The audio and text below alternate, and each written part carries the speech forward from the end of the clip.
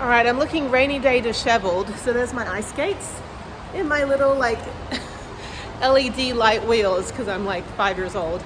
I love it. All right, so I parked in the structure because it's raining. So I'm gonna go through Macy's and then go find the ice rink. I need to get another sweatshirt because this sweatshirt is too long for ice skating. It'll bunch up around my butt pads.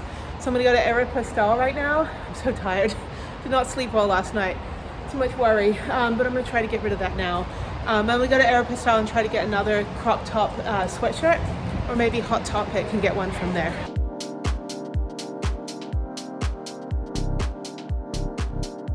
All right, so they don't actually have any crop top sweatshirts anymore. That kind of sucks. Hot Topic though has one that I saw yesterday when I was there with my daughter, and it was 40% off, so it was like $10, and it's kind of cute. It's this pink one here. I don't normally wear stuff like this, but it's got like a really cute hoodie, like a little bear, but it's super short, so I'm gonna try it on. It might work. Not for skating though. I don't have anything else. It's funny, I shop here now because my daughter shops here. But yeah, this one here is 40% off. 40% off. I don't know what that says. $36, $39, so that's like still like 22. It's okay, I'll just wear, I've got my Telluride thermal shirt on, so I can just wear that and just skate faster so I'm warmer, I guess. I'm tired though. I'm tired and I'm sad. It's just really defeating. The last time I was here, oh, the Gap is over there, I'll go in there. The last time I was here, Jeff was alive and I was getting ready to leave, and now he's not here. So I'm gonna try to just distract my brain. If I go back and forth between being sad and then totally talking about something completely different, it's like bipolar grief. I don't know what to say. Like, I'm just trying to just distract myself from crying. So I try to think of something completely different. But most of the stores here that used to be good have gone, and they've all been replaced by like knockoff stores. The Gap is still good. I mean, they still have some discounts and things, but the Q is a knockoff, like a knockoff of Forever 21, like cheap Chinese store. And they do have some good stuff actually. So let me see if they just have a little hoodie or something. I just need something a little bit warmer because it is very, very cold on this ice rink. Actually, it's the coldest ice rink on the planet. Not like the Galleria, but I'm not going to pay $20 to go to the Galleria anymore. All right, so after actually finding a jacket for $10, I'm not going to wear it because it's warm, because it's cold outside. Anyway, okay, so let me go on the rink. I'm all jazzed up and sad, so it'll be a sad skate. But I'll put my music on and I'll just do cardio. I think I'll skate for 3 hours. It's 11 now. I'll skate till 2 and then go over to Office Depot and then head home. All right, I'm on. Channeling Telluride. Okay, let's put some music on. I've got that, I've got my butt pads. They're all good. Yay! Strength and healing. We'll try.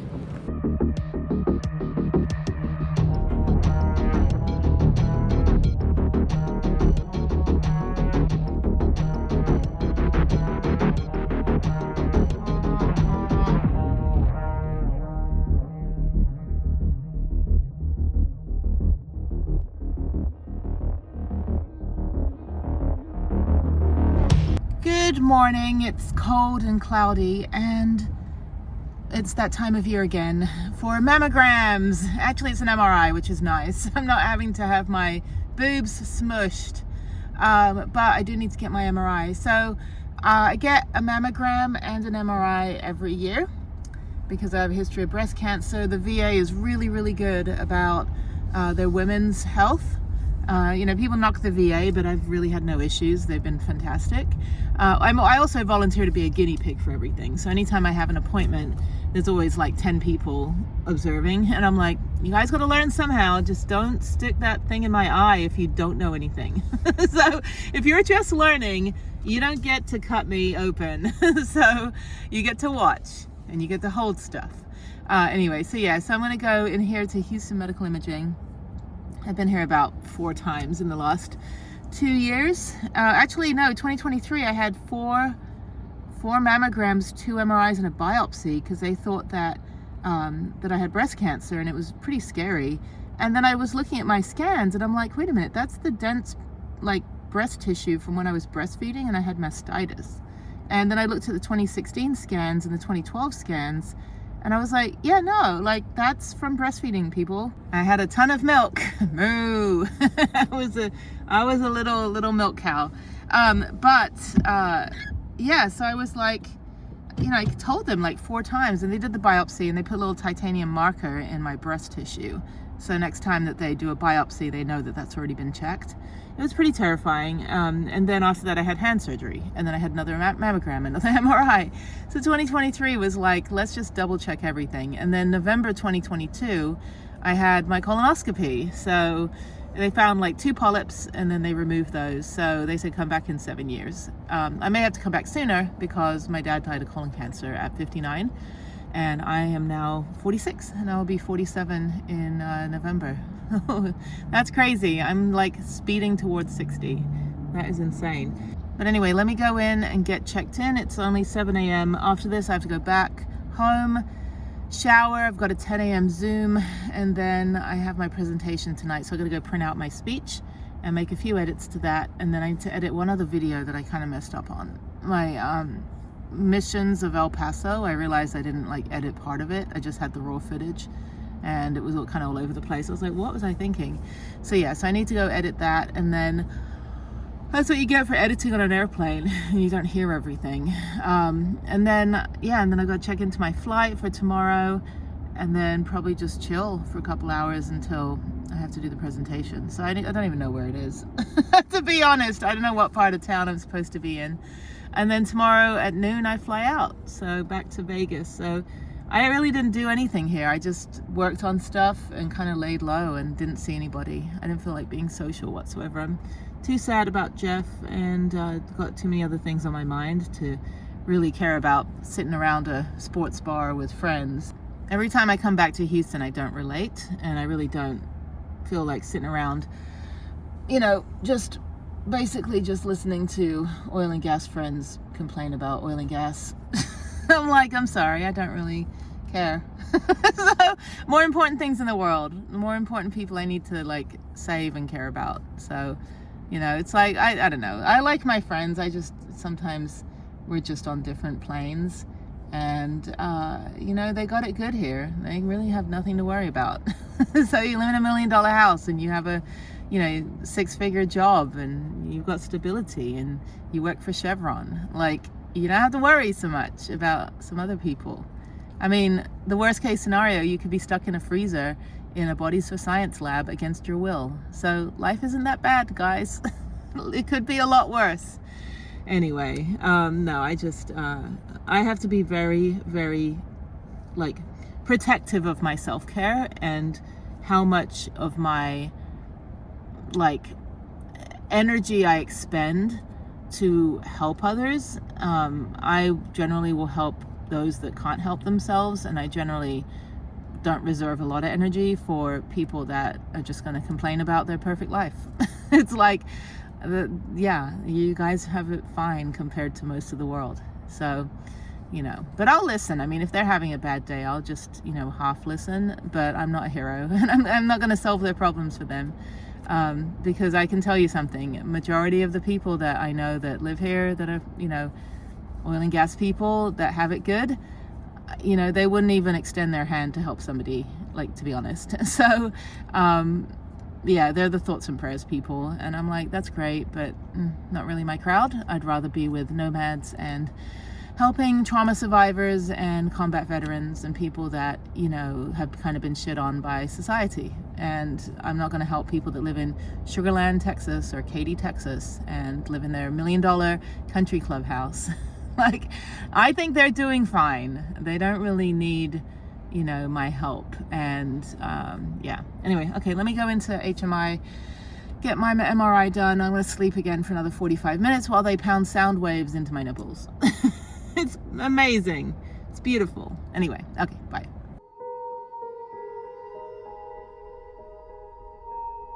All right, I'm done. That freeway's super loud. Okay, it's only like 8:20, so that only took about 20 minutes, which was great. They put the contrast in as well. and then I fell asleep for 20 minutes. So I feel a little more refreshed when we go back home and do my telehealth at 10, and then yeah, just kind of meet the day. Groggy, nasty day to be dressed up for a presentation, but it's all good. So yeah, just gonna head back now. There's my car all dirty. It was clean yesterday when it rained. I gotta take this bike rack off so I can actually go through a proper you know, car wash and stuff. Okay, back home, and I'll see you guys in a bit. All right, I'm at the Cinco Ranch Library. I was like, why are there 1,000 million people here? They're having this Chinese New Year, so it's pretty good, but I need to go upstairs and use the internet to upload 2 videos, and yeah, they're very pretty. Super cool, but I'm busy today. I've got some forms to fill out that I need to fax as well. I don't know if they have a fax machine here, but I can do e-fax, and the deadline's today. So came back to a big old stack of mail. So let me see if there's a table back here that I can sit at. Oh, I need a booth. It's very busy. Everyone's like a single person at the table. I don't want to jinx it, but I'm up for an award, and it's over here. And I don't see anyone else. So I will keep you posted, but that's about all I'm going to say. All right, I'm done with the presentation. It was super fun. It was nerve-wracking having to get up there with a microphone. I was like, I don't know how to use a microphone. I'm not a singer or anything. But I didn't win. So it was some pretty stiff competition. No, the homeless shelter won, which they're very deserving of it. It helps that the guy in charge of the homeless shelter was dressed as a Franciscan monk. I can't even speak. He was dressed like a monk, and I think, you know, that kind of messes with your mind a little bit. You're like, okay, do I want to like not give to the monk? I've got to give to the monk. So no, he was very nice. So I think even there's some like opportunity to partner with the other 2 organizations. Both were homeless. One was more about you know, getting back on your feet. The other one was more about feeding the poor. I need to go. Thank you. I do not know where I am. These roads are confusing. I'm going from like one area that I don't know to another area, and there's a Cybertruck that actually let me go. He like just flashed his lights at me. Anyway, so now I'm heading home because I fly out tomorrow morning. Sorry, it's very dark. Why is it so dark? There we go. There I am. No, it's great. And so the people could also give independently to the other winners, or to the other charities. There's 3 charities. So even though I didn't win the top prize, I got pretty close with the donations from everybody else. So sometimes the losers end up getting more money just from independent donations than the winners. So because you're only like, whoever gets voted the winner, everyone's only obligated to give $100. But if you want to independently give, and I got some like checks and a couple, you know, crisp $100 bills. So we've got quite a bit to put toward Hike Bike Alike now. So very super excited. Doesn't go to me, it's not my money, but it goes to creating experiences. So I'm looking forward to at least doing our first couple experiences in Houston, maybe like in the next couple weeks, and also working on some other stuff while I'm out in the desert areas, like in Nevada, and I've got a few more research places to go, a few more state parks and people to talk to before we start getting going on the outside of Texas stuff. But it's a good start. I think 2025 is starting to turn around, and I still miss Jeff. So I'm just going to keep trying to balance the universe by doing good things for great people.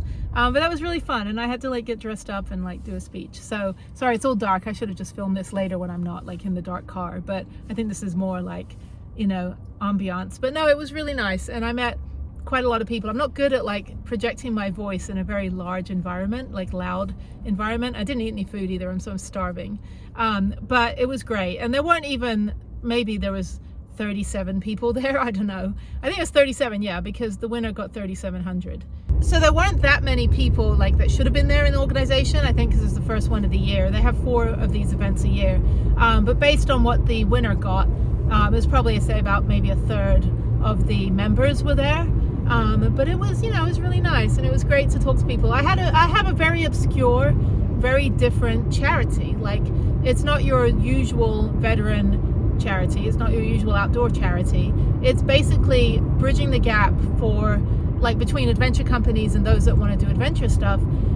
People that were active, something happened, like trauma, combat, and they want to get back into it. And so that's kind of the niche that I'm like working on now, because I don't want to be too big. I don't want to be like, we help everybody, and then we end up just becoming an ATM or an REI and a travel agency. I'm like, that's not what we want to do. We want to be able to provide, you know, the catalyst to get someone going, like give them the rock climbing harness that they can keep, or a helmet that they can use when they're mountain biking, something that will get them going, and then we'll keep holding their hand along the way to do the activities and find a buddy hiker or a buddy rider. That's really what we want to do. It's not about we're just going to pay for everything, because that doesn't do anything. I mean, there has to be a purpose, and there has to be a journey. But it was very eye-opening for what, you know, my role as his executive director is going to be like. I mean, I didn't get paid for this. Like, none of this, I don't make a single penny off this. So, you know, like, I'm not like, you know, the Goodwill where you get like, you know, CEOs got like millions of dollars. No, I don't make a single, I poured all my money into creating this nonprofit, everything I had to research. It's not just like I've done 4 years of vacationing. Like, I was doing all this behind the scenes. The whole purpose of Van Life was to start my charity and to help people. So I don't I don't get a paycheck or anything, but the charity does pay some expenses that are necessary. But again, like, I'm 100% volunteer. Everything I do is for this charity now. Like, I don't do full-time digital media or any of that stuff. Why am I so dark? There we go. There I am. But yeah, so that's what this is all about, is that I really it's just my passion. I want to help people get back into nature as I go the wrong way. Let me pull in here. Hang on, let me talk to you when I'm not in like darkness.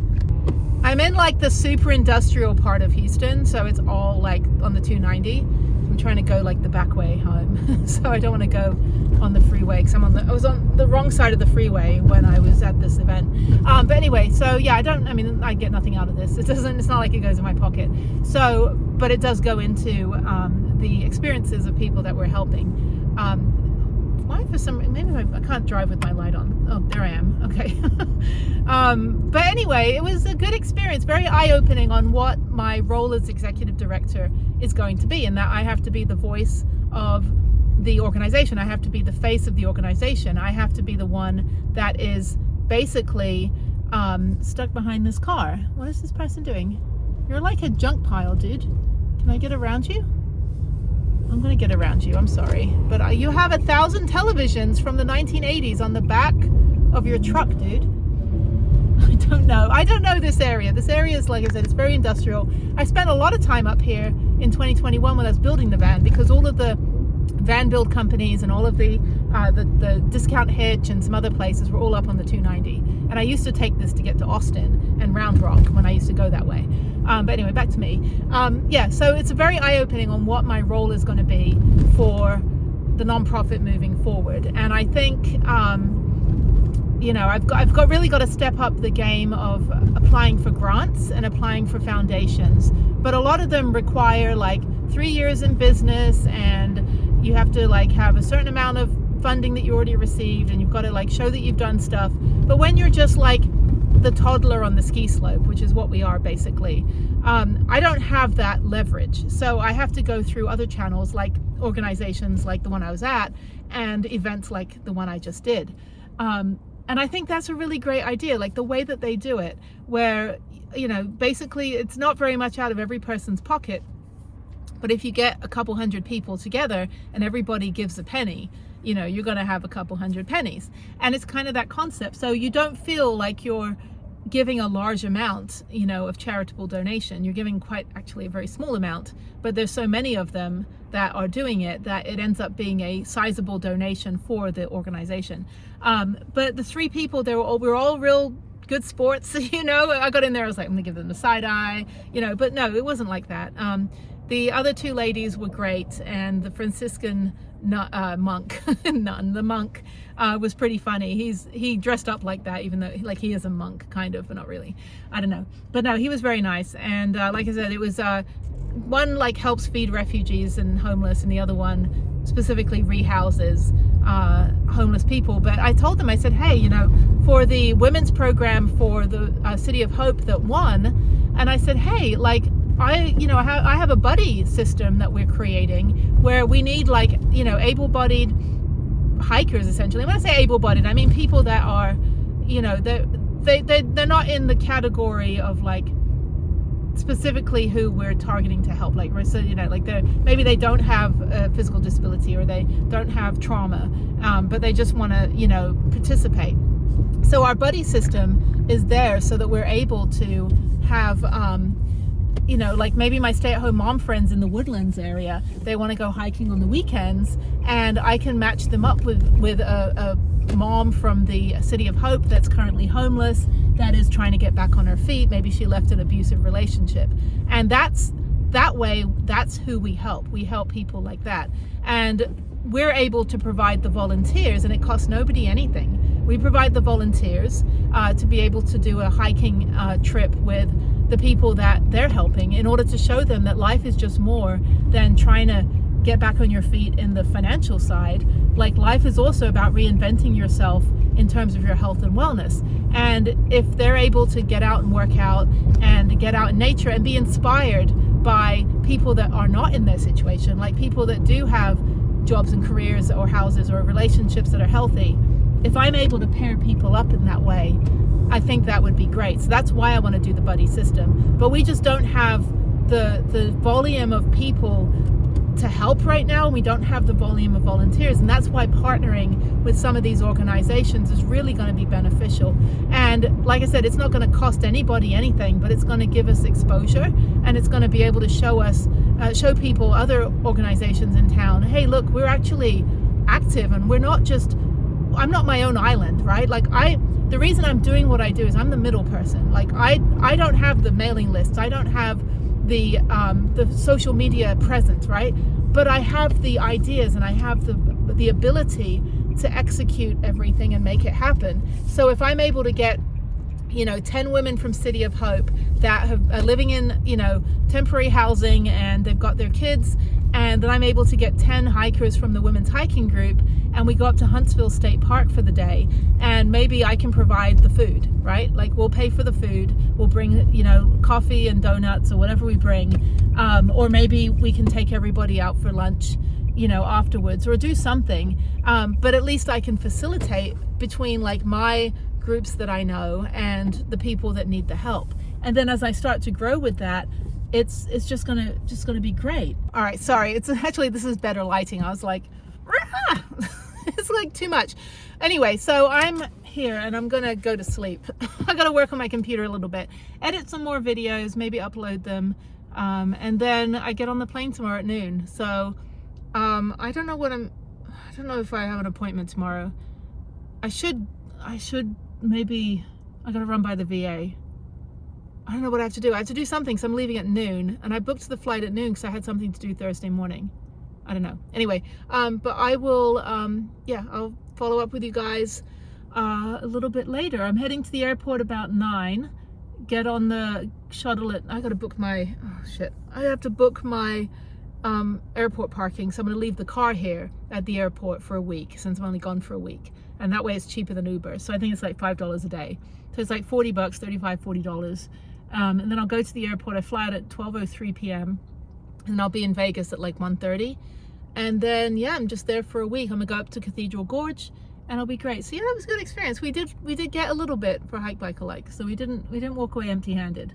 And I think that's even better, is it wasn't just one person wins and no one else gets anything. We really did get, what we needed. It's just a very obscure, like, homeless charities, refugee charities, women's charities. But what I do is a very, like, everyone's like, wait, what? And I was like, let me explain.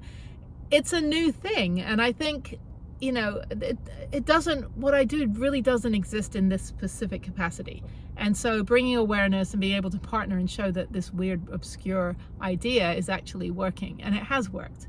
But I need to do more in the Houston area, because that's where a lot of we've got tons of like old Enron money and like, philanthropists and like, wealthy, a lot of old money here, a lot of old money, and a lot of, a lot of charities. And mostly they're like, 50,000 plate table, and we're going to wear ball gowns and like raise money for Cambodian, refugees. And it's like, honestly, most of the people that go to those things don't care about Cambodian refugees.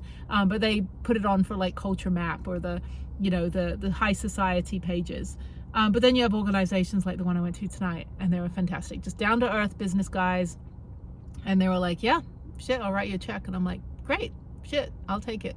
So anyway, okay, well, I'm gonna go in and freshen up. It's been a long day. And yeah, I'm kind of just, I don't know, like I had a really like down, like emotional week. Like I was real kind of just blah this whole week. I don't know if I'm getting my period. That's still a thing, even though I'm like 46. I don't know what it is, or maybe just because I'm in Houston and I didn't see anybody, except I saw one of my friends actually was in this organization tonight. Hadn't seen him in a while. Trying to get his son, who's in another city, his adult son wants to get involved in some like fun activities, so I'm going to try to get him into the hot air balloon world. I think that'll be fun. So I got to make some calls. But yeah, I think I've been real just blah. I didn't see anybody, didn't hang out with anyone. Had a lot of stuff to deal with personally with the family that just I really wish that it would get resolved. So that was a bit fretting this morning, and not kind of the morning that I needed before I went to this charity event. But I was able to clear my head and run around. And yesterday I was on the phone probably about 6 hours total with 2 different people I was talking to, which was great. And I worked on the websites and got some videos done. So it was very productive. But you know, I've been here a week, an entire week, and that's longer in between. Like when I've been here for the whole month of January and December, it's fine. But to be here like in between traveling, to be in Houston, like to come home for a whole week when the van is elsewhere is a rarity. I'm usually not home this long. But I had to be excited to do this event tonight. So I'm going to gather everything up and get into the house, and I will see you guys a little bit later. Bye.